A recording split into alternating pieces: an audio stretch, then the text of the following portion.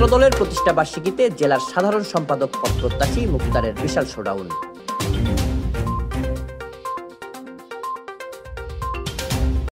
বাংলাদেশ জাতীয়তাবাদী ছাত্রদলের ৪৬তম প্রতিষ্ঠা বার্ষিকী ঘিরে রাঙামাটি জেলা ছাত্রদল আয়োজিত বর্ণাঢ্য র্যালি ও আলোচনা সভায় বিশাল বহর নিয়ে যোগদান করেছেন রাঙামাটি সরকারি কলেজ ছাত্রদলের সাবেক যুগ্ম আহ্বায়ক ও জেলার গুরুত্বপূর্ণ পদ প্রত্যাশী মুক্তার Ahmed.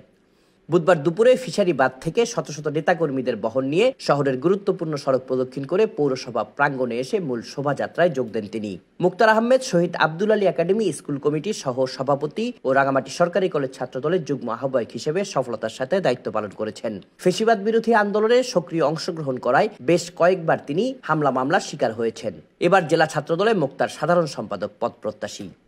Desk report, CST TV।